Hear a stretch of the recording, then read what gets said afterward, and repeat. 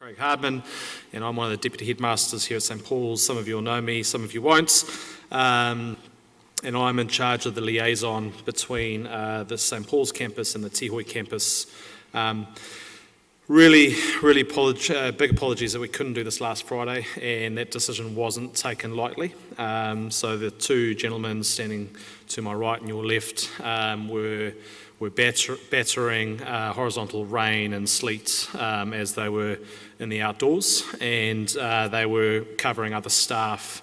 Unfortunately, we took quite a quick and big hit in the middle of the week where we just didn't have the ratio numbers to do the amazing parent tramp that you will get to participate in later in this year, and hence why we had to change that. So apologies, wouldn't normally come out that late, etc. But in the end, we literally had no chance, no choice. Pete would normally be in the, at the centre in that particular event, and like I said, he was in the bush. So structure the induction. So what we're going to do here is I'm going to talk briefly, and I'm going to talk more around the logistics stuff, and just try to give you a bit of an insight there. Depending on when the headmaster arrives, he'll either talk post me, just for 5 minutes around Teahoy in itself. Then I'll hand over to the capable hands of Peter Evans and Cam Walker. Also, we've got Nicola as well. All right, Nicola Evans there, and then they'll run the rest of the evening. We're really lucky as well to have all the gear supplied here at the fronts by the school shop, and I can see them sitting at the back there, little silhouettes.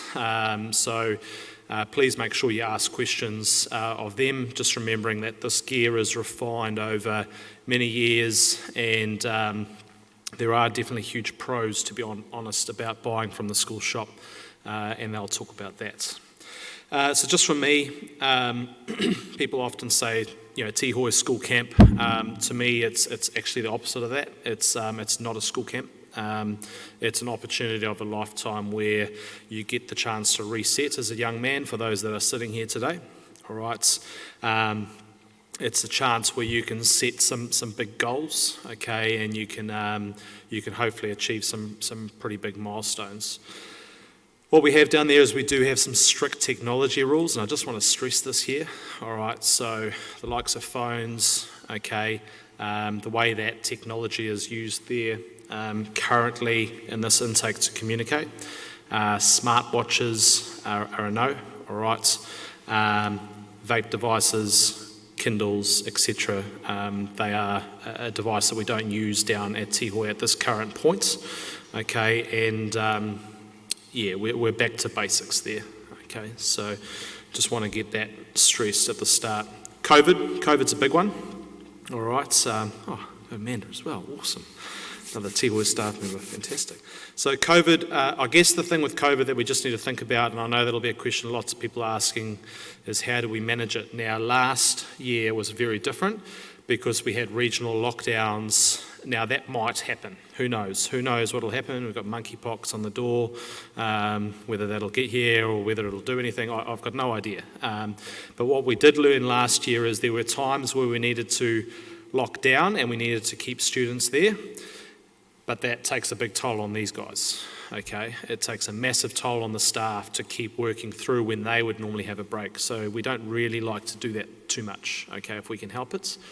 What we have found is, and what has worked really well, is just keeping things fluid this year. If a boy has contracted COVID whilst they're down there, they're sent home, all right? And we try to mitigate it by testing using the RATS tests before the students go down. So a good example is at the moment we've had the boys down there for about 4.5 weeks. 4 weeks.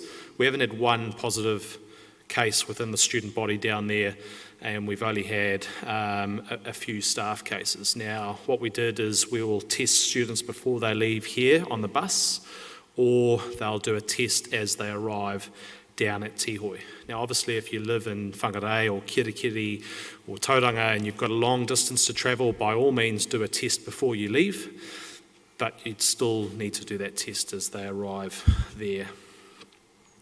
If we are in a lockdown mode, I just get you to think about what's maybe plan B. So if you live in Auckland, and I very much doubt the government will go into that mode, just have a plan B. What is my plan B if we are in lockdown in Auckland and monkeypox does arrive, or there's another strain of COVID, because things are fluid and it does change rapidly? What is my plan B as a family? Okay. The calendar. So the Tihoi calendar can be accessed via the school's PC school portal, so the Spider portal. If you log in there, there's a couple of things we're just tweaking, but the bulk of the dates, especially the exits, the start dates are ready to go. So that can all be accessed on there. Leave from campus, this is a big one, all right. So we don't really give leave from campus, to be honest. I've had very few requests, and they should be in the ways of like a wedding, and the unfortunate events that there might be a funeral, obviously leave's granted, etc. But for things like general sporting events, etc., we don't take students out. And the reason why we do that is if we take 2 or 3 students out of a house, literally they have to then do everything themselves, the ones that are left there. So they've got to chop the wood, they've got to clean the dishes, they've got to get all their chores done. There might be chores within the main kitchen, all right. All of that becomes really, really challenging.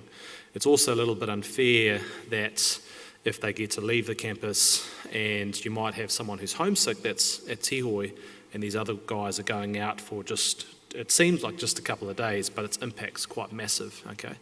If you do have a request and it's a genuine request, can you please email myself, all right, and Peter Evans, and then normally what I'll do is I'll either go, yep, it's a legitimate one, that's fine, or I'll put it across the entire senior leadership group. Medical information. This one is massive, okay, and I just cannot stress this enough. And too often we still don't get all the information we need. Now, everything needs to be in consent to go, all right, so then you'll be asked to update that medical information. That means that, again, these key staff have access to that medical information. Now, if your son, let's say, all of a sudden gets stomach cramps and they've got to be admitted to hospital, that'll be done. And if we're looking at the medical information and there's nothing about something that they're allergic to or a previous medical condition, it's really hard to then make judgment calls, etc. Okay, so I just cannot stress enough, please, please, please, the medical forms and the updates on consent to go are crucial when you're trying to send your son away for 18 weeks in the care of other people. So I really want these guys to have the appropriate information, all right? And so I can't stress that enough, all right? Often we're still chasing a dozen people the day before, which makes prep really hard. On that, you will receive some specific information around how medication is given out at Tihoi and how we want that to arrive from a package perspective, okay? So we don't want a little canister of pills. We'd want that in a pre-packaged option which we can get from the chemist, and myself or Peter will be sending that information out. Talked about the school shop, so just from me, I'd say great gear, awesome service, really well priced. It's been tailored over time, okay? So what they've actually done is they've gone back to the suppliers over a long period of time around the environment that Teahoy provides, okay? And then within that, they've then given feedback and product has been refined, okay?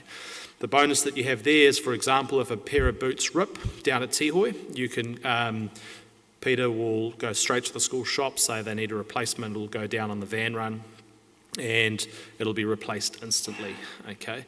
If you go and buy another product that's outside of the school shop, that's completely up to you to sort that sides of things out. You don't have that service sides of things, which sometimes can take up to 2 weeks, 3 weeks, 4 weeks to get another product, all right? So I really, really stress the importance of using the gear, and I know that'll be talked about later.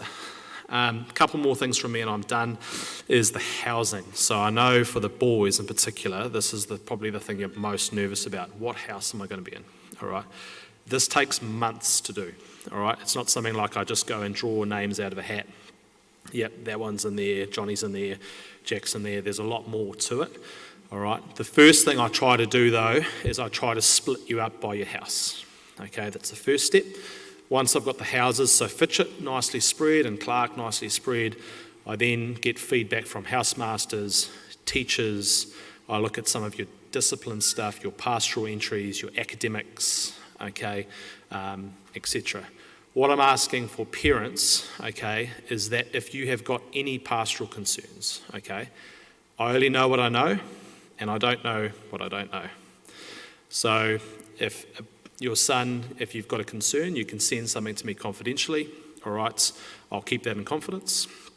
I cannot guarantee anything from a housing placement, all right, but I only know what I know, and I don't know what I don't know, okay? So I just stress that, and I thank those parents that have already come to me from that perspective, okay? It does make my life a little bit easier. I'll be putting to the headmaster and Mr. Robson and Mrs. Bradford the final housing next week, just for ratification to see if there are any changes, but it goes through many layers within the school. So I think there would be 15 meetings regarding the house placement. So there is a lot of thought, and even after 15, sometimes you just can't get it right. So we try to do our best from that perspective, okay? If there are any other questions though, please feel free to jump in and email myself. If I'm around at the end, I'll happy to take questions, and I know these guys will be too. I can't see the headmaster, so I'll pass over to Mr. Evans and he can get stuck in. Awesome, thank you. Thank you, Mr. Is this on? Are we working? Yeah, no, we're good. We're good. Thank you, Mr. Harmon. Kia ora koutou, ko Peter Evans toko ingoa, and haere mai, and welcome to the start of the Tihoy induction. It feels a bit strange having this, talking into a microphone, but because it's getting streamed, you're gonna have to put up with it, I'm afraid. I'm quite a physical person, so I like walking around, and it's better than being stood up there. I'd just like to recognise a few people who've come this evening. So Amanda, she's going to kill me for this. So there's the two women in my life. Amanda organises the office and tells me when I'm late for things, and has a go at me for not emailing someone or not taking phone calls. And the other one is my wife, Nicola, who's the student support, and she'll be a point of contact for parents as well. And so those two boss me around. And then we've got Cameron Walker here, who's come on as the head of outdoors this year. We're super fortunate to have the calibre of Cam. Just from an outdoors perspective is phenomenal, and we're so lucky to have a team of staff back at Tihoi running the centre right now, who again just have this wonderful passion and skill set to work with young men. But thank you very much for coming. I know we're all busy, and so I do appreciate it. So this evening is all about starting this Tihoi journey. It's all about you guys starting to maybe reduce the anxiety, reduce that unknown about Tihoi, and if you've got any concerns, if you've got any questions, if you just want to come and tell us how excited you are, we're going to hang around at the end.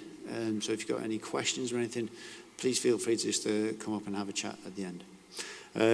I've got to work one of these as well. So if I start trying to click the slideshow into this, it's going to be strange. So. Big question we get is, where is Tihoi? Some of the boys who are actually running the technology, they don't actually know where Tihoi is. So it is, obviously, this is New Zealand. Am I going too fast? Here's New Zealand. You've got this blue thing in the middle is Lake Taupo, and Tihoi is just about there, just in that northwest corner of Taupo. So as you come down from Mangakino, if you've ever been on rowing camp or anything like that, boys, you come straight down from Mangakino, you're trying to sneak down the back way to get to the mountain, you go past Tihoi. And so that's where we are. And it's a really cool place. I'm going to let Cam talk about what we've got on our doorstep in terms of the outdoors. And that's what it looks like. And it looks like that all year round. The weather never changes. Beautiful sunshine. It was about -3, -4 this morning when we got up. Good hard frost. We're super lucky to live there. It is bloody cold though, it's really cold. And yep, you can see we've got these wonderful facilities, everything from the rugby pitch down at the bottom. These are the boys' houses through here. We've got some of the staff housing down this way. This is all our gear sheds. That's my house. This is where the pigs live. If you follow our Instagram, do you follow our Instagram? I'm trying to get my followers up above the main school. So if you want to follow my Instagram, please feel free. You'll know the names of the pigs at the moment. We've got Kim and Chloe and McQueen.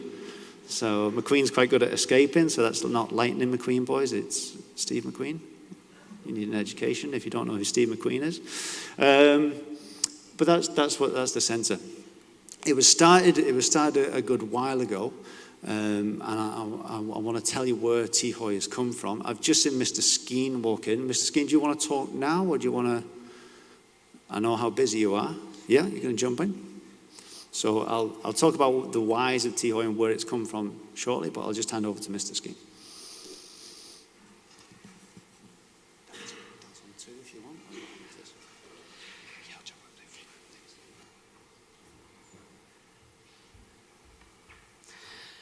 Tēnā tātou katoa, koutou mai nei e tēnei rā. Kia ora te whānau, thanks so much for being here. And apologies, Mr. Evans, for jumping in. Mr. Evans is far more interesting than I am to listen to. So I promise that you can get back to the really good stuff and the information around what Teahoy is, the nitty-gritty and some of the wonderful aspects of the program with him shortly. But I did want to address you this afternoon and do acknowledge how incredibly busy the world is. So thank you to you as whānau, as parents, for making yourselves available to be here this afternoon. And I certainly appreciate that it's been a bit of a change up, particularly when it was originally scheduled that we would meet last week. So thanks for your patience in that regard.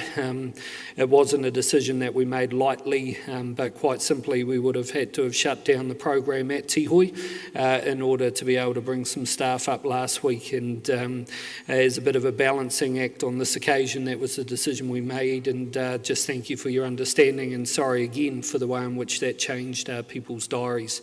But it's wonderful to see you here, and it's also wonderful that the young men are here as well. We're really excited about Tihoi Intake 2. We're really excited because through all the chaos of the first half of this year, we've been able to have an outstanding Intake 1. And I don't say that lightly, but we are right in the back end of that particular program, and it has been absolutely brilliant the way in which the young people down on the Tihoi campus and the staff have been able to really muck on in, and through the trials and tribulations of COVID, to actually keep the momentum of what we've been trying to achieve down there. So I'm incredibly excited for you young men for the second half of this particular year, and for all the richness of learning that's going to take place.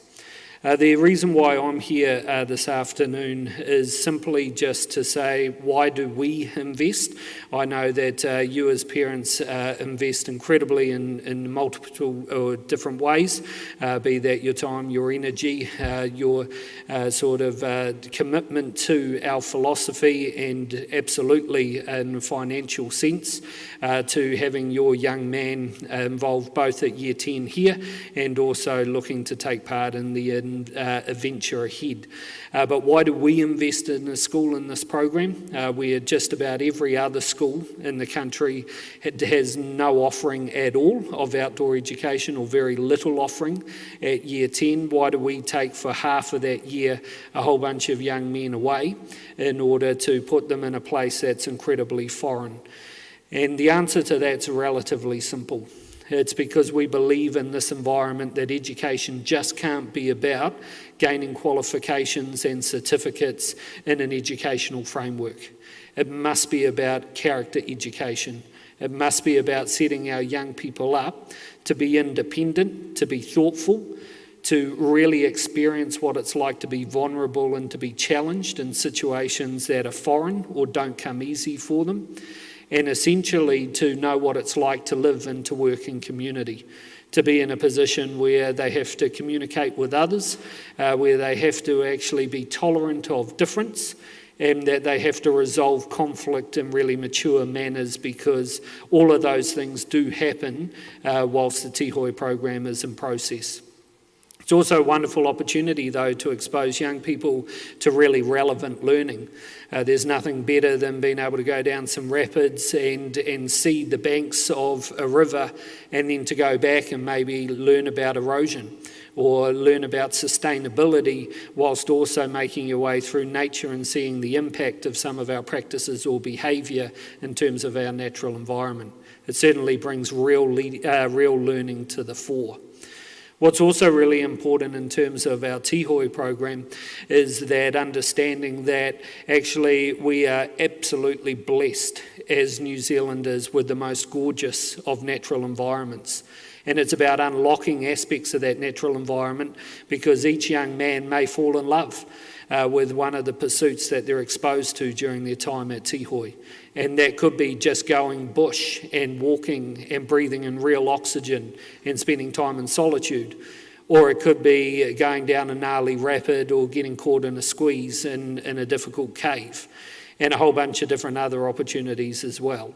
But what we will want to do is make sure that young men are exposed to a whole bunch of physical pursuits that really challenge them, so that they actually understand that they're in an environment which is both unforgiving at times, but ultimately really beautiful, and they should throw on a backpack right the way throughout the rest of their life and to go and explore whenever they have a chance to do so. So it is a program that we're incredibly proud of. But we also recognise at the same time that sending young people to Tihoi is incredibly difficult. It's difficult for the young people themselves, because it's being away from home, even if they are a boarder. It's difficult for them because it's the uncertainty, the unknown. So I'm going rock climbing in the next rotation, but I'm a little bit scared of heights, or I'm not scared of heights, but I've never done it before, and there are butterflies in my stomach around that particular pursuit that's before me. It's challenging because actually at times I'm in an environment where there's a whole bunch of youngsters the same age as me, and how do I actually in that environment talk about how I'm feeling, and also navigate things where somebody may say things either deliberately or unintentionally that actually offend me or cause me disrespect. So what I want to speak to very briefly in conclusion is to say to young men, when you do leave this particular environment to go down there, the 12 staff that are down there have my absolute confidence. They are wonderful people. And they invest not only their own professional careers, but their lifestyle to live on our Tihoi campus, because they deeply care, they're deeply passionate about this program. But they're more than just instructors, they deeply care about growing outstanding young people. Not developing, because you're developing already, but enhancing or helping you to grow. So in that particular environment, what's really important is you lean into them all the time. They have had thousands of cases of young people across the campus or in their other dealings who have been nervous, who have been homesick, who have been really questioning whether physically they're up to it, who have just been questioning in general, actually, what are the next steps in life, because those young people have been moved out of their natural environment and they're starting to query a whole bunch of things around life and what is the purpose of everything. I do need you to have confidence to lean into their expertise and share. And sometimes that sharing will be massively positive, and at other times it might be a few tears. And you know what? Sometimes shedding a few tears and going, I'm just not feeling so great about the world or this at the moment, is absolutely perfect as well. And when you do that, you'll be met with house tutors, or you'll be met with a student support liaison in terms of Mrs. Evans. It's wonderful that she's here today, and a whole bunch of other staff who will then turn around and say, hey, look, let's build you up and let's do this together.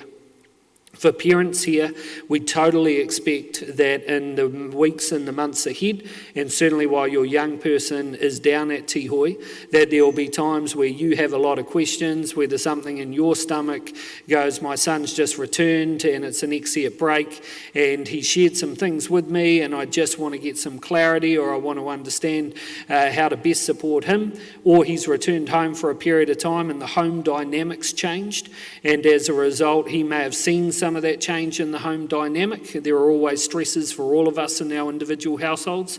Then I really do encourage you, please, at all times, just to reach out and talk to our staff. We're incredibly proud of our staff team. They're expertly led by Mr. Peter Evans, and we're delighted that your young people will be part of this particular opportunity. Please know in closing that there are multiple different layers in which we try to address or make sure that we're constantly thinking about your child's well-being while they're down there. And one of the exciting layers for me, it's frankly just a good excuse to get out of my office, is that every week a member of my senior leadership team here on the Hamilton campus venture down to Tihoi. And it's great for me because that means in every intake I get down there at least 5 times, and often that's to spend an overnight and to be able to get to connect with young men and connect with our staff.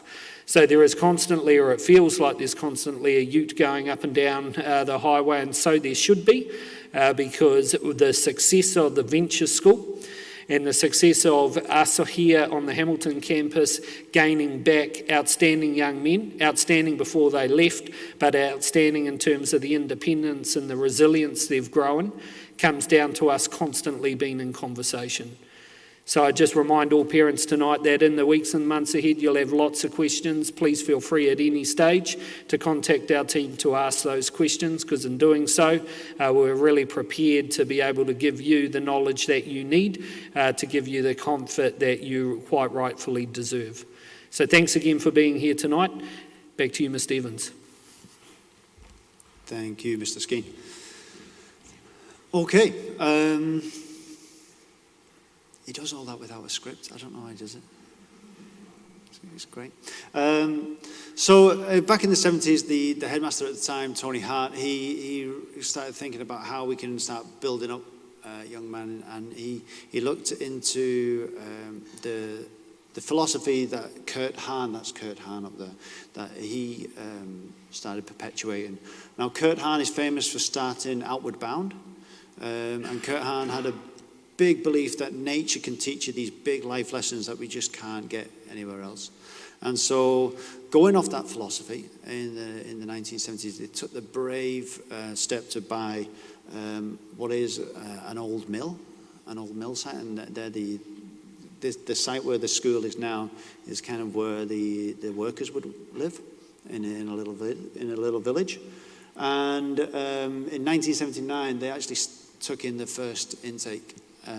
And what's lovely, what is absolutely lovely, is we've got some dads from like the 80s now whose boys are at Tihoi right now, and they've still got those old plaid jackets that and the boys are like wearing them with pride and everything, which is pretty cool. Over the years, we've had quite a few directors. So starting on the left, you've got Mr. Mike Shaw. Mike and Judy, they were the first directors back in 1979. Mike also now drives the buses down to Tihoi. You've got Brian and Jan Neville. Then you've got Christine and John Firminger, and then Sin and Chris. What's been lovely is because we were so short-staffed, and by the way, thank you so much for this postponement. It was a nightmare last week, I'll be honest with you. And the first time in 2 years we had COVID in the staff. We were so short-staffed that John and Christine, Chris and Sin, they came back and they've been helping out with duties and been helping out in the classroom this last week. So it's wonderful to have this connection with the directors. And it was absolute pride that I took over in 2020 to lead Tihoi. So we still get together, we still have drinks and dinner parties, and they're just a lovely bunch of people. But when I took the job on, people asked me to make a speech. I didn't quite know what to say, so I kind of went back to what Sir Isaac Newton said, which is when Sir Isaac Newton was asked, like, how can you make all these wonderful, discoveries? He simply said it's because I'm standing on the shoulders of giants, and so I can see further. And so when I said that, like, those people really did help to make Tihoy and establish this as a real point of difference for this school and for this community. And so I'm just standing on the shoulders of giants. They're the giants, and I'm just here going off their back. So what do we do at Tihoy? Well, at Tihoy, I like to think that we have three main focuses, and it's all to do with connection. So the first one is connection with self. We want these boys to actually learn about their limits. We want them to push their limits. We want them to figure out what they like, what they don't like. We want them to realize who they are, okay? And we want them to realize just how good they are as well. I think that's a key thing. We always look at, or as a human race, we tend to look at people's weaknesses, but look at all the strengths that they're bringing as well. So we want them to recognize those strengths and to build on them. We do that by reflection. The boys will be keeping a journal. So every week they'll be writing a couple of pages in the journal. That's a key part of what we do. So the boys keep a journal. We obviously work with the boys one-to-one. And we don't shy away from things at Tihoy. If there's an argument in the house, we don't just say, we don't just separate the boys and leave it at that. We actually encourage arguing to a certain extent. We encourage arguments because that's how it's going to happen. And so let's learn how to argue and how to get our points across better so that we don't argue. And in that way, we're going to build resilience as well. The boys have to look after themselves. So they have to show that independence. You're going to be cooking and cleaning, and every day there's a 42-point inspection for you to, you're going to look forward to that, I'll tell you that much. Going to be a 42-point inspection to see how they are looking after themselves. And then at the end of it, we do 3 solos throughout their entire time. But in a couple of weeks, the boys right now, they're going to be doing a 44-hour solo. And again, that's just all about reflection and thinking about how far they've come on the journey. The next idea is about connection with others. So you're going to be living in a house with 7 other young men who are all going through what you're going through. And it's wonderful, but it's also the hardest thing of Tihoy. Everyone thinks that, climbing up snowy mountains and going on 44-hour solos is actually hard. It's not. It's getting up and making breakfast for your mates. And dealing with that, living with people, having someone's undies on your floor when you know you didn't put them there, and you've got to ask them to clean up. That's the crux of Tihoy, living in those houses. But through that, you're going to make friends. You're going to build a team. You're going to build a little family. And families argue, and that's okay, but families also have good times too. You're going to have a designated house tutor, so each member of staff we have Nicola, Cam and myself, we float around, but each house has a designated house tutor for someone to go to and speak to and bond with. And a key thing at the bottom there is technology free. I know Mr. Harmon spoke about it earlier, but we really do try and strip away the technology. The boys have the Chromebooks, but they're only in the classroom. There's good reason for that as well. We're so invested in our phones that we forget how to actually talk to one another. We're so invested in texting that the idea of picking up a phone and calling someone, it can be quite daunting for a young person now. And so we actually want them to be able to have communication skills and speak with one another. And to do that, we just strip away the technology. The last one is connection with place. And connection with place and environment is huge because it builds a sense of agency. It makes you feel as if you belong to something bigger than yourself. And that's quite spiritual in some ways. But we do that really through thinking about sustainability, educating the boys around their environment, and then we go out and then we enjoy that environment as well. A lot of the classes the boys will do will be based on their surroundings. So right now, I'm a science teacher. We just wrapped up our volcanology, so the boys have learned how Lake Taupo came to be. But then we go out on Lake Taupo and they actually see it. And I'll let Cam talk more about the activities that we do. So, here's why we do this, okay? So that's kind of like what we do and a bit of the why, but this is it. If we're always in our comfort zone, it's a lovely place to be. It's a fantastic place to be. And we have time to be in your comfort zone as well. So we give the boys downtime every day after fitness. They're just wrapping up fitness now. The boys have just done an 11K run. They'll be wrapping that up now. So the boys will be going into downtime right now. If you're a cook, you're in the kitchen cooking. But otherwise, you just get some time just to decompress, hang out with your mates, go play some basketball, go read a book, do whatever you need to do. Because being in your comfort zone is really important. And we don't want to lose that. However, you don't really achieve anything in your comfort zone. So we like to get out of your comfort zone. We need to push our boundaries. In order to grow, we've got to test ourselves. And so we do that by getting into the outdoors, by making you live in a house with other young men. We do that by chucking you off a 40-meter abseil. You're tied into something, so don't worry. But we push your boundaries. We'll throw you down grade 2 rapids, pushing up to grade 3 rapids. We do fitness every day. Like I say, the boys have just finished an 11K run. They've got a 14K next week. And in a few weeks' time, we're doing the half marathon. Okay?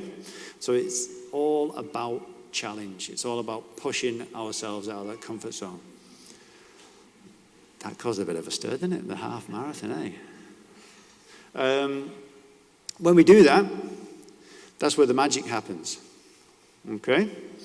That is where the magic happens. That's where we see growth and development. That's where we see resilience building.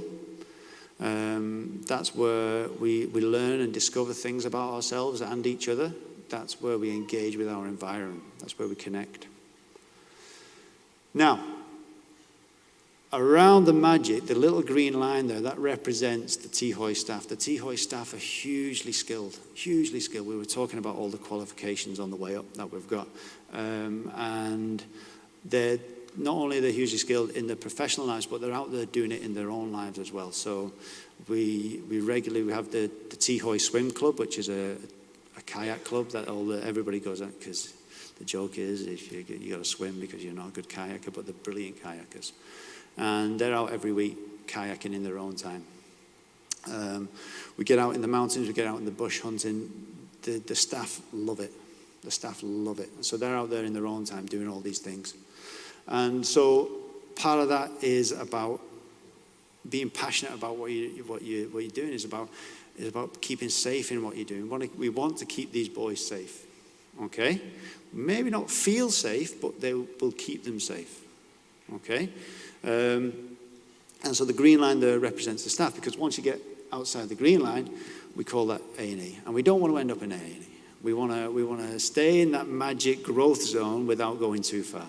And that's where the skill of the staff come in. And the skill of the staff might not just be in paddling or climbing or caving. It might also be in personal connection and getting the boys so that they're confident rather than knocking them down.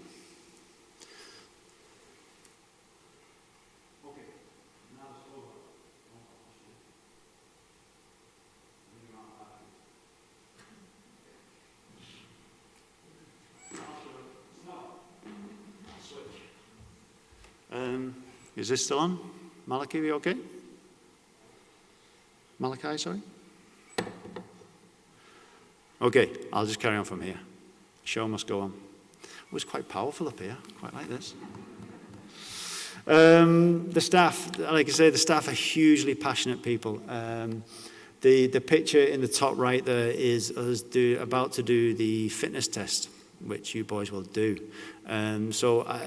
As a staff, we never expect you boys to do something we're not prepared to do ourselves or have done ourselves already. Okay, so I can guarantee 11K run today, guarantee 2 or 3 staff members would be doing that. All right, half marathon in a couple of weeks, I've done it myself. Okay, we live this job. And like I said, it's not a job, it's a lifestyle, because we live on site. You will get to meet my kids. You will get to meet my dog. Fred is a boxer. He's 16 weeks old. I'm really proud of him. He's been a good boy. But we'll live alongside you and we'll be there right with you. Huge variety of skills. A huge variety of skills. Everything from cavers, who, let's be honest, cavers are a little bit different, we go from underground to right up on top of Ruapehu, and everything in between. So a huge variety of skill there. But I can't stress the passion enough. They want to have fun with you boys. They want to teach you what they know. Sweet. So I'll just on that now. I'll hand over to Cam Walker, who will talk to you more about the outdoors.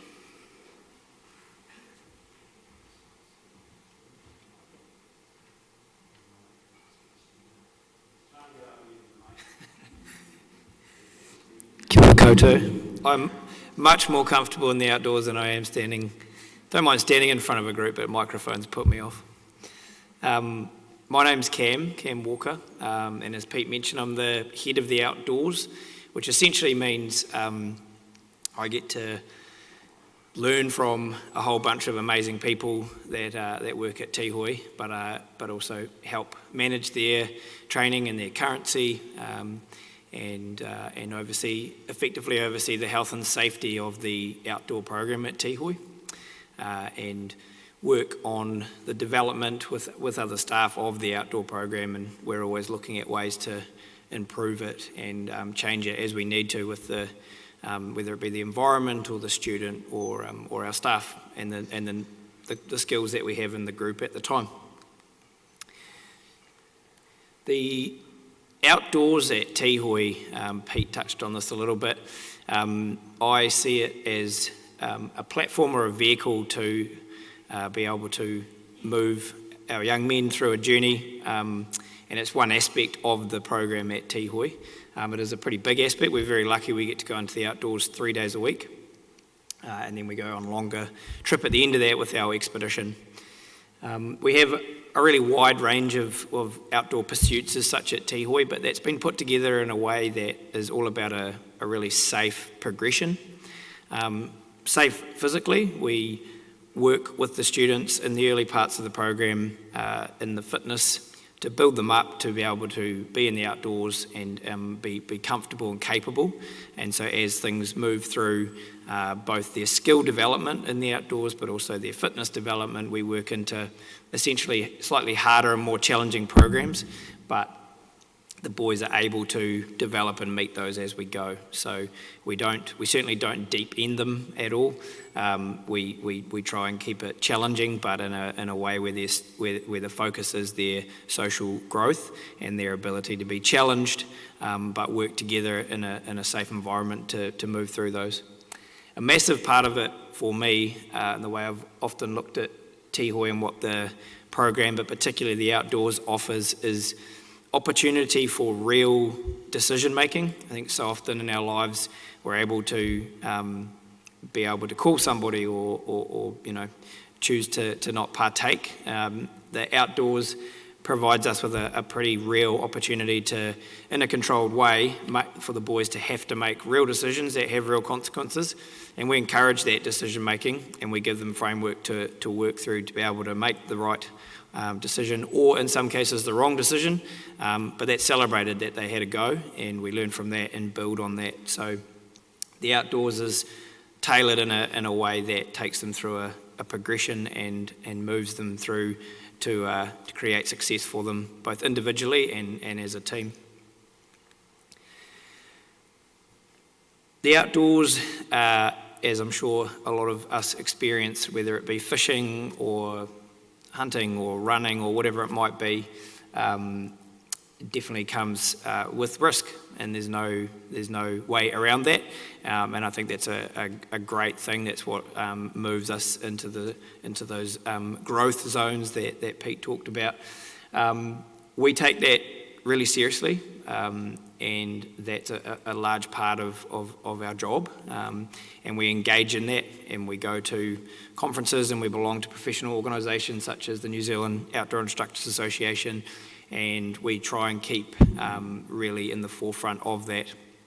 So With New Zealand Outdoor Instructors Association, we encourage and help move our staff through that qualification pathway, and effectively you qualify in different pursuits, and that's a nationally and in some countries internationally recognised qualification body that we support our staff through and push that. That's the standard that we work to.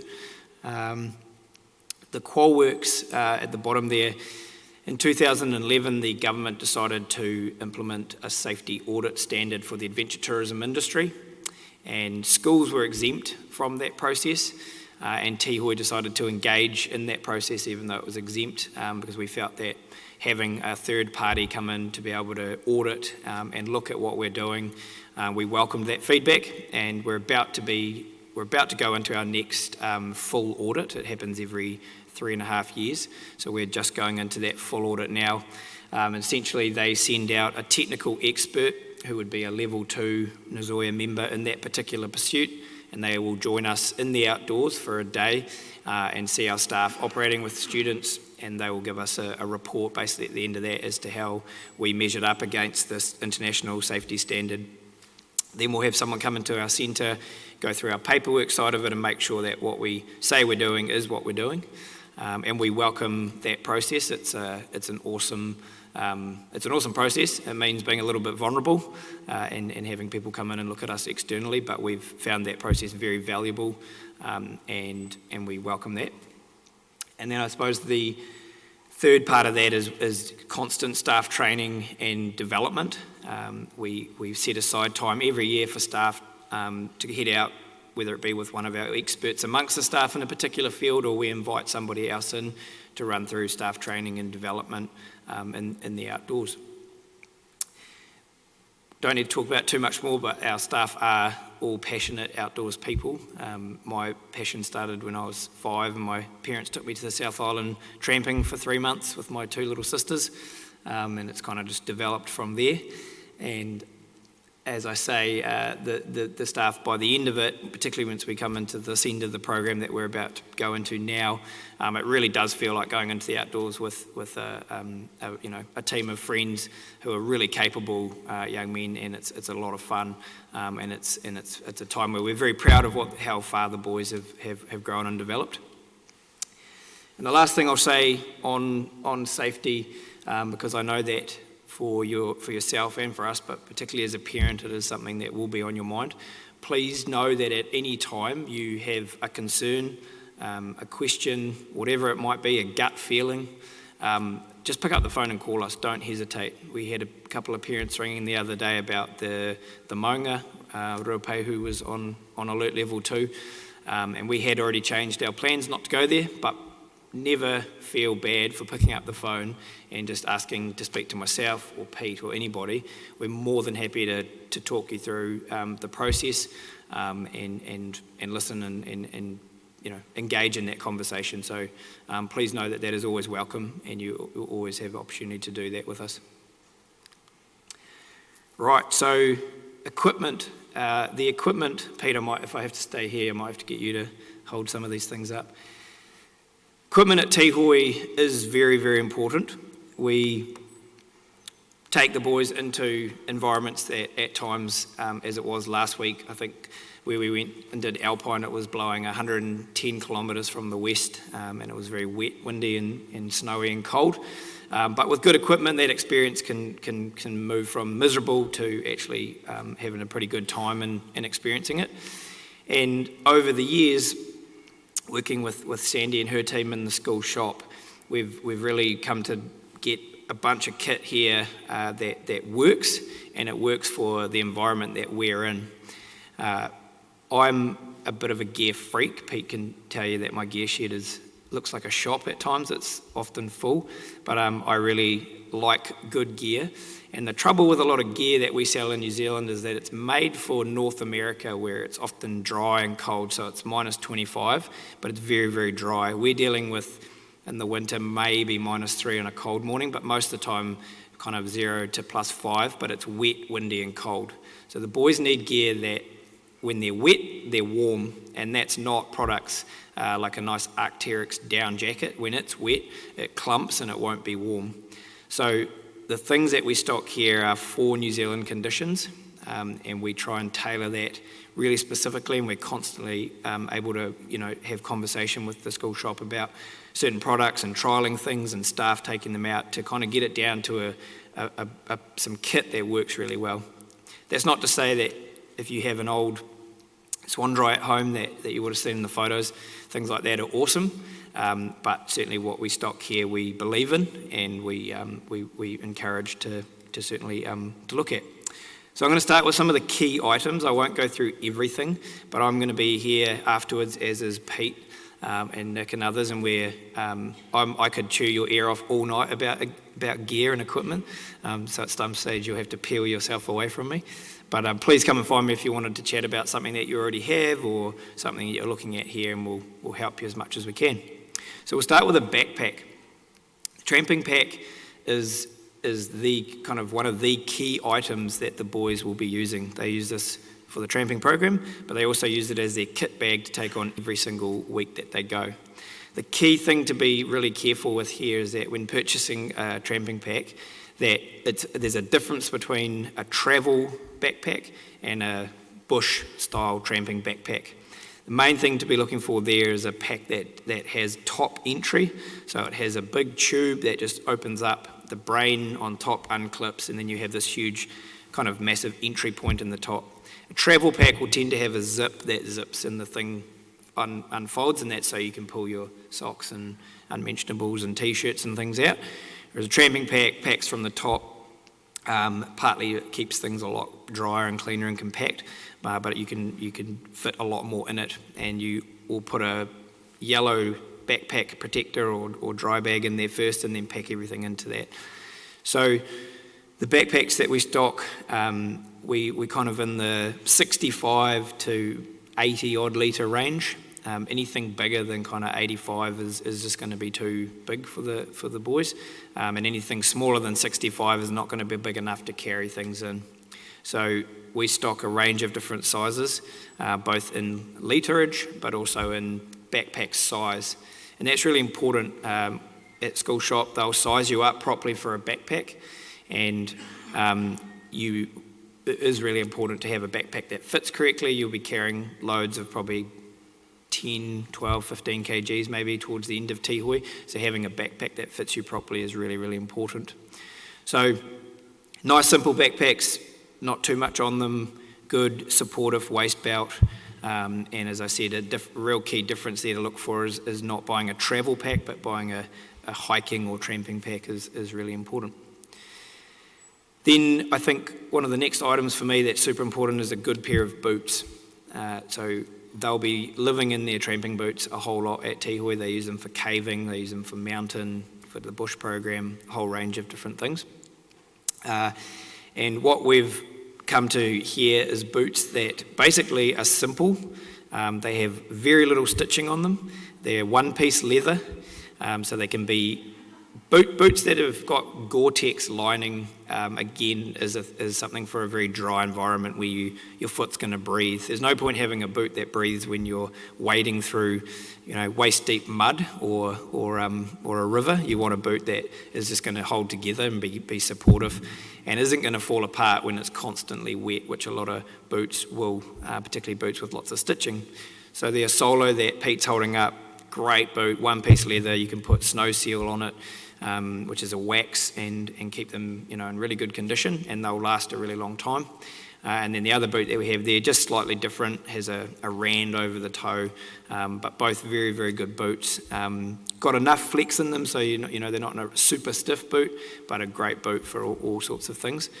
But when moving into a boot that's a synthetic boot, so it's got heaps of different stitching on it, maybe 3 or 4 different types of materials, they're great. They're great for about a year.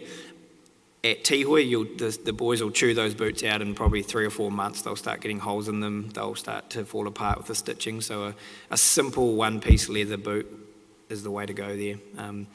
Something that's got a nice high cuff on it for a bit of protection, a bit of support, and yeah, just simple and good quality kind of boot for New Zealand conditions again.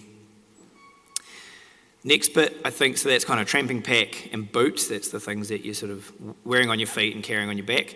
And then to be comfortable in the evening, a really decent sleeping bag is important.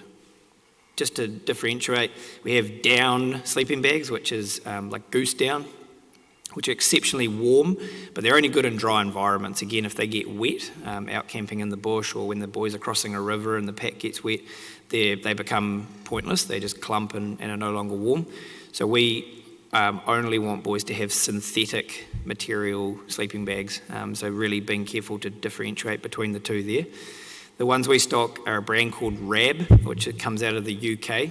It's a brand that I predominantly use, and the reason is that UK has very similar conditions to New Zealand. It's wet, windy and cold and pretty temperate, and so they make gear that works really well in our environment as well. The great thing about the RAB sleeping bag is for its warmth. I think the ones up here are somewhere in the -6 comfort range, which is plenty for our conditions. You definitely want something that in the comfort range of sort of -3 to 6. Anything less than that in the winter, it will be cold. But these bags all come with compression straps, and for their warmth, they're actually pretty small. They'll go down to a thing about this big, and when you've got a 65, 70 litre pack that you're taking cooker and clothing and sleeping bag and all these things, and that makes a big difference to fit it in. So having something with a compression strap, you might be able to just hold that up again, Pete. It'll draw it all down and make it a very easily packable item.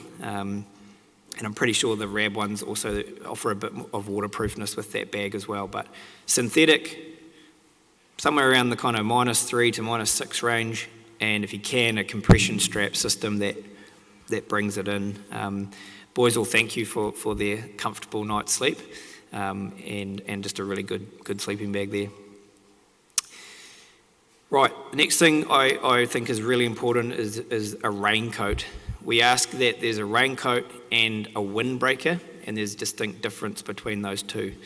Windbreaker will offer a break for the wind and a little bit of rain. It'll shed the rain, but we use those jackets for putting on top of our wetsuits when we go kayaking, so the wind's not ripping through the neoprene. We use them for running at the centre, things like that.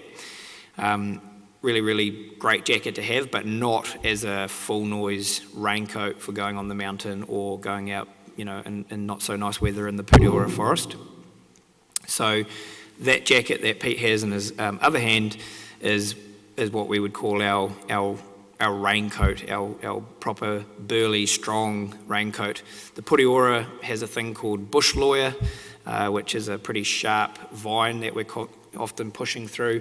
The windbreaker would tear very quickly. This jacket on the right here is super tough material. It's some sort of 3-layered waterproof material. Doesn't always have to be Gore-Tex, that's just a brand, but it's a 3-layered breathable waterproof jacket that is quite robust, so it's got a proper big hood. It's nice and long. If you have a jacket that is, up around waist height, obviously that doesn't offer you any sort of protection to sit down on it or effectively have a dry bum, which is pretty nice to have in wet weather. So something that's a bit longer. The jackets that we have here, where you can see this orange tape that's on them, we get these specifically made so that boys are easily identified when they're moving through the bush or on the mountain or in poor visibility. We've found it a really valuable thing to add to it. But again, hard wearing, a little bit heavier, but good waterproofness and is going to last beyond Tihoi is key for that rain jacket. Windbreaker, not such a big deal, but knowing the difference, they need both rather than just the windbreaker. They definitely need the raincoat and the windbreaker there. Same, we're on waterproofs. Our over trousers are the same that we have here as the rain jacket, and same deal, just a good quality, hard-wearing pant that they can wear in the outdoors on the mountain that offers a bit of robustness and longevity. The lighter weight materials that you'll see are nice and light, but you walk past a big chunk of sharp scoria on Ruapehu and it tears a hole in them straight away. So a harder wearing over trouser is really important there, with a good draw cord to tighten it up for the boys. Other things that I'll just touch on, as I said, I won't go through everything, but if you have questions about things, Having a decent wetsuit is really important. The boys will be using their wetsuits for a lot of different programs, and having something that's fitted well and is warm, long legs, long arms, so a steamer, not a short-armed and short-legged wetsuit like a spring suit. And I'm not 100% sure on the thickness of these ones, but something that is at least, in that 4 mil range is good. The kind of 1 and 2 mil wetsuits that you might surf in the summer aren't going to be all that warm on the Tongariro River when it's sort of winter paddling. So a decent wetsuit is key in that range, and the same with the wetsuit booties up the front, something that's robust and has a good zip on the side, another kind of key piece there. The next thing I'll talk about is kind of when you get dressed from your underwear through, is having a good set of thermals. Everyone would probably know the brand Icebreaker, and they've done a very good job at marketing themselves. But Icebreaker is basically just merino wool. There is hundreds of other types of materials, whether it's just classic sheep wool or a synthetic material. Both is fine, but you don't need to go and spend lots of money on Icebreaker or Mons Royale, thermals. The ones we stock here are really good quality, long johns and long sleeve shirts, but that base layer is really, really important. Skins, like long legging skins or those shirts, compression skins, they're not what we need as a base layer. They're fine for the fitness program, but for the outdoors, the boys need to be in wool or some sort of synthetic base layer to wick that moisture away. Fleece is one of the greatest products there is. It's always warm when it's wet. You can wring it out, put it back on, and it dries really quickly. So we stock a lot of different fleece products, fleece jackets, micro fleece, so a slightly thinner, lighter fleece jacket, and everything in between. So fleece is a great layer to have, and that'll be in your packing list. The only thing to differentiate there is there's a heavy fleece jacket that it talks about, which is slightly heavier weight, often comes with a hood, and that's a great jacket, is a bit of a warmer one. And then we move down into more thinner fleece, which you would layer with, wearing under your rain jacket, for instance, as a layering system. The one Pete's holding up as an example there. So you have your polypro or your thermal layer on, a fleece, and then your rain jacket, and that layering system is what will keep us warm even when it's wet. Other things to mention there, the roll mat, the big shiny silver thing that Pete's about to grab, is a critical part of the sleep system. It's what we sleep on. A lot of you may have a thing called a thermarest or an air mattress that you sleep on. Whilst they're exceptionally comfortable, I also sleep on one, but I've probably slept more than, I don't know how many thousands of nights in the outdoors, so I sleep on one of those now. But I also still take this one with me, because if it goes down, this becomes still very warm and still comfortable. So we encourage the boys really to only come with a closed cell foam simple sleep mat, and that way if they are rough with it, which inevitably they are, on rocks, or they step on it with their crampons on the mountain, it ends up with a hole in it, but it doesn't leak because there's no air in it. It's just closed cell foam. So a very important, simple piece of kit to have, but encourage you to go with that. Otherwise, down the front, there's a bunch of different other items. The skins are great for fitness.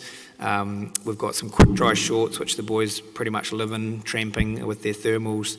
A whole range of different sun hats, big brim, normal caps. Good quality head torches are really important, something that's got replaceable batteries. There is no means to be able to plug. A lot of head torches now come and they plug in with USB. Whilst those are great in terms of reducing battery use, where we are and what we're doing, they're not that useful for that. So a head torch that has replaceable batteries is very important. And then some dry bags there that they'll use for sea kayak. Again, there's very lightweight versions of these things, or any of this gear can come in a whole lot lighter, but for the Tihoy program and the environment that we're working in, and the fact that young men are very hard on gear, we've gone with stuff that's a little heavier, but is robust and will last a long time. Just because I have a short memory, I'm going to consult my list to make sure I haven't missed anything that's important.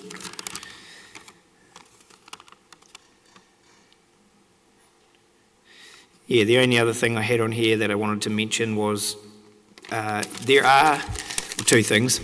Sunglasses are really important, and whilst we wear Oakley or all these other brands that are more designer sunglasses, a simple pair of tinted safety glasses from Mitre 10 or Bunnings Warehouse that wrap around the boy's face for the outdoors will be great. You can pick those up for sort of $25, and they will be awesome for alpine, whereas the kind of open-ended fashion glasses that we wear are great for around Hamilton, but they're not great in the wind and snow when it's coming in the side. So a simple pair of wraparound safety glasses work really well for that, or a cheap pair of snow goggles will do the same thing.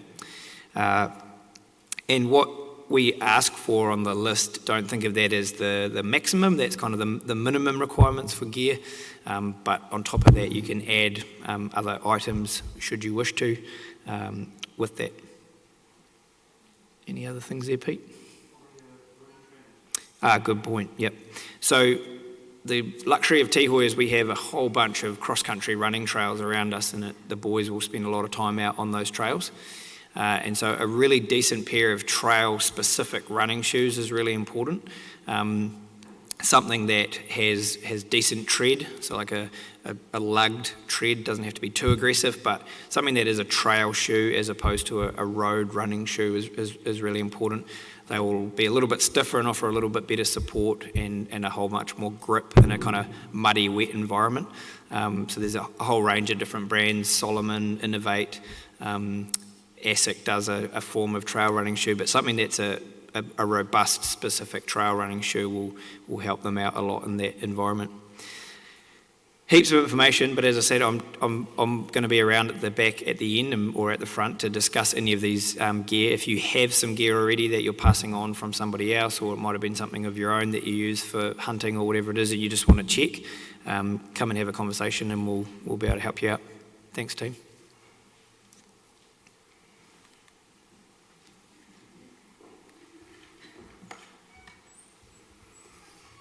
Just come, thank you.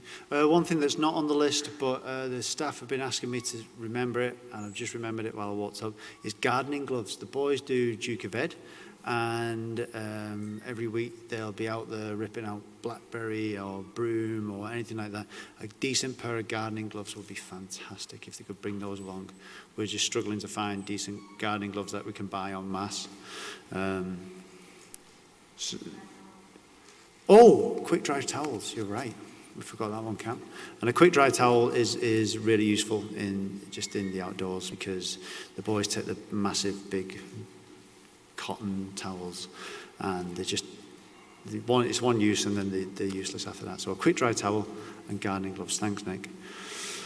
Okay, timetable and planner. First of all, the calendar will be on the parent portal. You should be able to find that by logging onto the school website. You find the parent portal, and you'll be able to see the calendar up on there. That's very unlikely to change, and so you'll be able to plan your breaks and your holidays around that. The daily timetable kind of looks like this. There's a reason we keep them busy. So 6 o'clock, boys usually get up. By 6:15, the cooks will be up, and they'll have the fires lit to cook on. We have the big old Stanley cast iron ranges, so the boys have to chop wood and get a fire going if they want to eat hot food. At 6:30, they're out. Well, no, I'll correct myself there. Morning surprise begins at 6:30, so at 6:29, the boys will be outside the office to meet with a staff member. The cooks will be staying back in the house to get breakfast ready.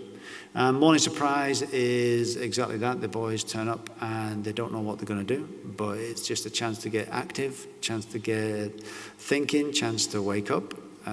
So it could be a game of bull rush. It could be a paper aeroplane contest. It could be anything. Could be yoga, could be a run, could be Mr. Hardman and Mr. Skeen took the boys for a 2-kilometre run the other week when they came down. They were in the car, by the way. At 7 o'clock, all the boys return back to a breakfast. And then once breakfast is done and tidied away, they're into the morning chores. And so from kind of 7:20, 7:30 onwards, the boys are cleaning the houses and getting ready for the day. The staff meet at 8 every day. On a Wednesday, we meet at 7:30 just so we can plan for the outdoors. And then by 8:20, it's usually 8:20, 8:25 maybe, we roll out and we inspect the boys. So we go through a 42-point checklist and we score the boys. Now, the reason for that is not necessarily for judgment. The reason for that is about just health and safety.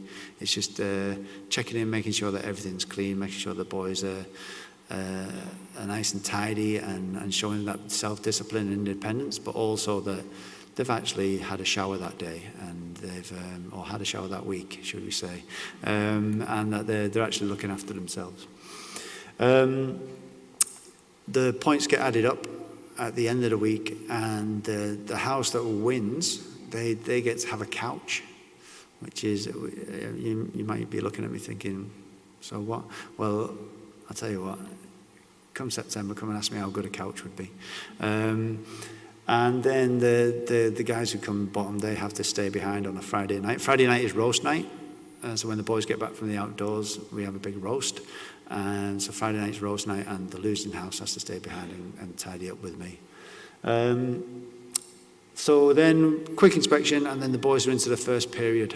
So we do, I'll talk more about academics in a minute, but we do normal classes. So the boys have the first period, morning tea at 10, then we do 2 more periods before lunch. Lunch is always put the wharakai by G, our chef, and you'll get to meet G. He's larger than life, and we make sure the boys have a good hearty meal at least once a day. The other 2 meals are up to them, so we make sure they've at least got one.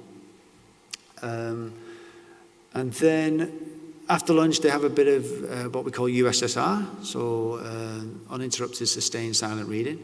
That's just a chance to decompress, lie in your bed, chill out, rest. And then after that, the house tutor will come in and they'll do something called social ed. So it's social education. So they might sit down and address a problem that's going on in the house, or the house might be doing fantastic. So they'll go and have a play around on the high ropes, or shoot down to Kinloch and go for a swim, something like that. While half the houses will be doing social ed, the other half, because the staff will be on their days off, the other half will come up to the wharakai and they'll do some journal writing with me, so that they're constantly keeping up with that reflection. And then following that, we're into our fitness program. The boys do fitness every day. And so we do a lot of running, but we also do a lot of games and some strength and conditioning exercises to keep them with an overall fitness. Following fitness, they get free time again, unless you're a cook, in which case you're cooking dinner. That can be a time of a great source of stress and anxiety, cooking dinner. And then come 6 o'clock, a nice dinner's put on the table and they sit down and eat family style. So it's not like I'll grab my plate and I'll go off to my room and eat it. They sit down and they eat family style, which again just brings the boys together and gets them connecting. Following dinner, we have prep, and prep can take a few different forms. Usually it's just a chance to catch up on it if they've missed anything in class, or reinforce anything from class. And then we've actually brought this forward actually, but by 8:15 prep will be over, boys will be back to the houses, and from 8:45 we call it feet off floor, so they should all be in bed, and 9 o'clock is lights out. Now, you're probably rolling your eyes at that, 8:45, 9 o'clock. Lights out. But the boys down there at the moment, they've asked for an earlier night, so we're like, get in there, this is awesome. So we've actually given them an early night. They're actually going for lights out. They're feet off floor at 8:30, and most of them are asleep at 8:45. They're screaming out for it because they're so tired. So yeah, you might roll your eyes at a 9 o'clock lights out, but again, we'll talk about that in September and see how it goes. So that's kind of how the day is structured now. We keep them busy. We keep them busy for a reason. Number one, it helps with their organisation. Just simple things like you have to be organised to get through this day.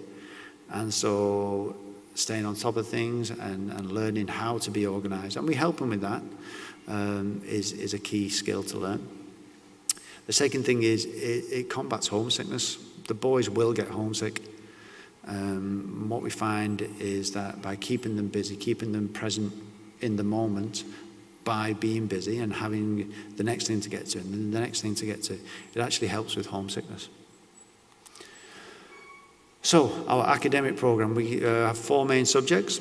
So we do social studies, we do science, we do maths, and we do English.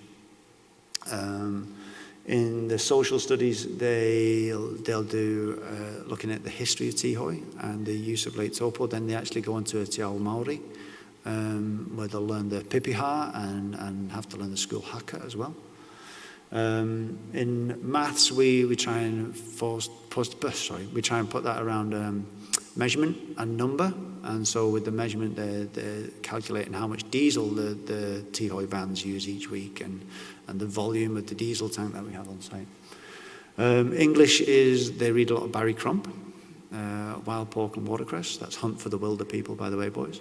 You'll learn that. And so it's really relevant to what they're doing. And again, with science, we do volcanology, and we do about the flora of the bush around us too. We've got fantastic facilities. We've got 3 new classrooms, and we're actually getting another space to work in this year. Computers, the boys will bring down a Chromebook. Please bring down a Chromebook. Please bring your charger.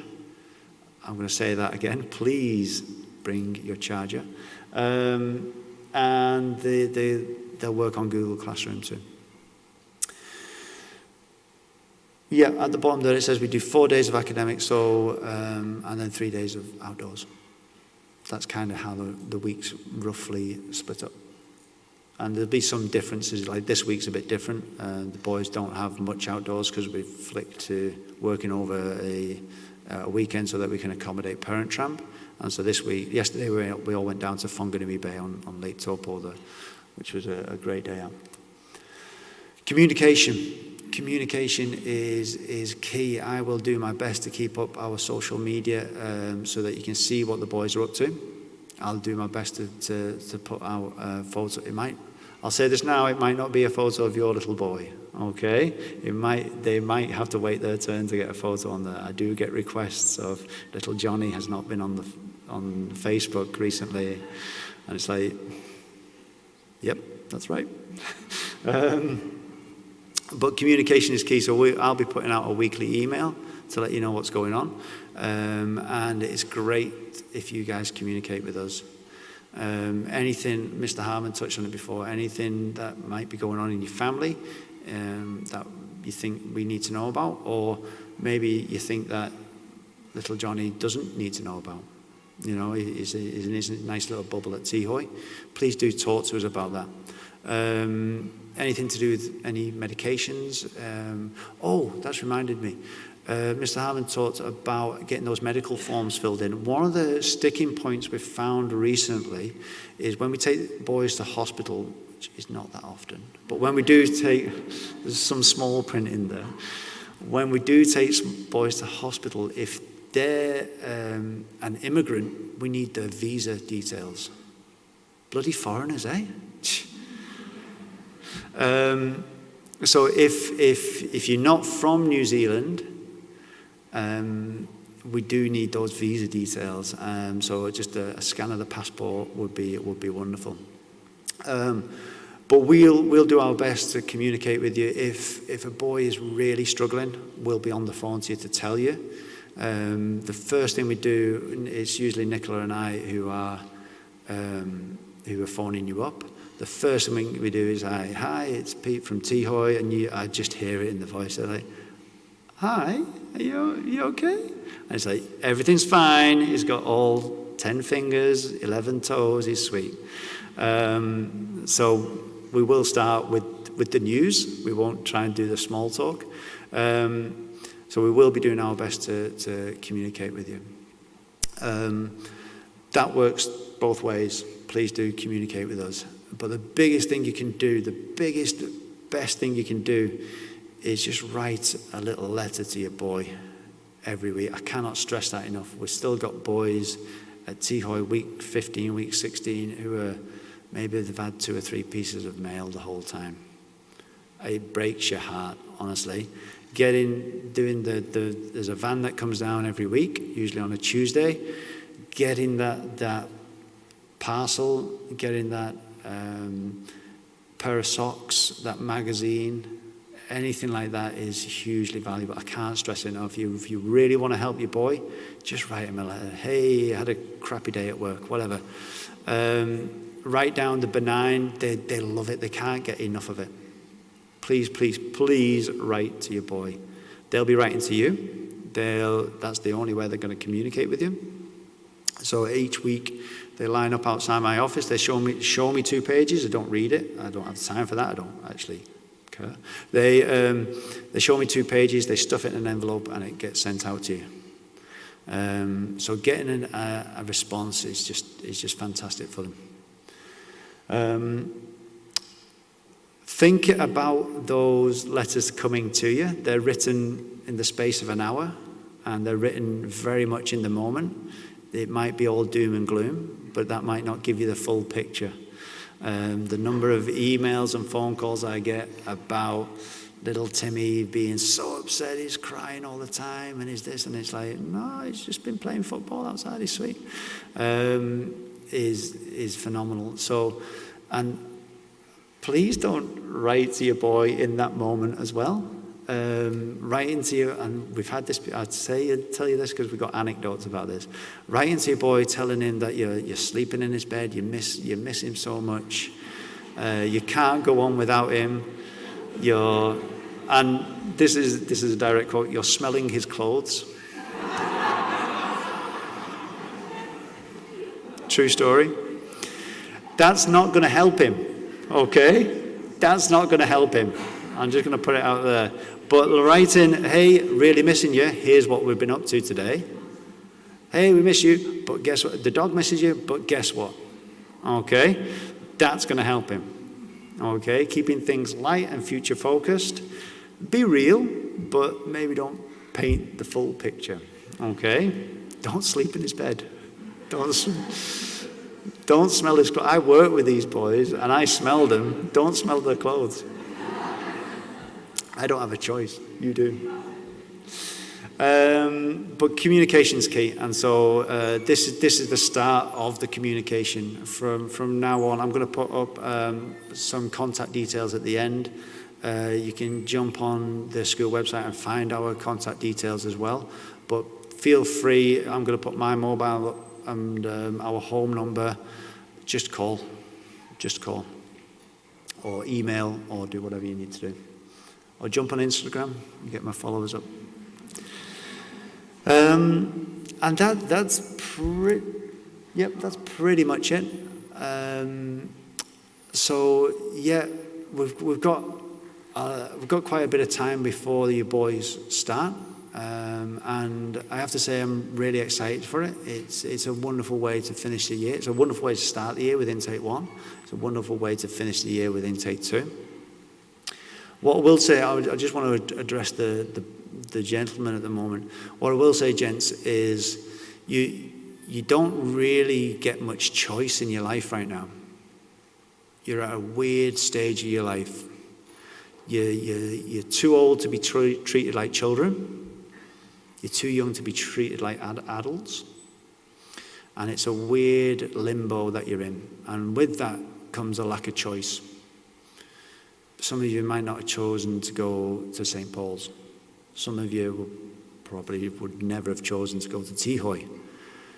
You don't choose to get to wear that uniform that you're wearing. You have a lack of choice in your life. You don't always get to choose the food that you eat. One thing you do choose, whether you've chosen to come to Tihoi or not, one thing you do choose all the time is your attitude. You get to choose how you approach whatever is thrown at you. So when you come to Tihoi, look at it as an opportunity. Look at it, you're going to come down with a clean slate. We know very little about you. We know 1 or 2 medical things, but other than that, the staff will just greet you on that day 1, and you get to be whoever you want to be. You get to choose whoever you want to be. So have a think about that. Have a think about coming down ready to go. Have a think about how you want to actually tackle Tihoi, because with the right attitude, you're just gonna go from strength to strength. Thank you very much. We're going to be hanging around at the end, and there's a lady at the back that I'll just point out. That's Sandy. Hello, Sandy. Yeah, I'm talking about Sandy. Sandy runs the school shop, so she'll be able to talk about some of the prices and what have you. Cam is an absolute gear freak. His garage is off the chain. He's got it all laid out. He's a bit obsessive compulsive. He's got it all laid out and everything. Seriously, it's a cry for help. But he's a good one to talk to about the outdoors and the gear. Mrs. Evans is here to talk about how we support your boy pastorally. Amanda's here to talk about any of the paperwork you might be missing. And I'm here to put these guys in front so you don't talk to me. No, I'm joking. I'm here to help you as well. Thank you very much for your time. Thank you again for shifting to this week. Really do appreciate it, and I really look forward to working with you. So, yeah, thank you very much, everybody.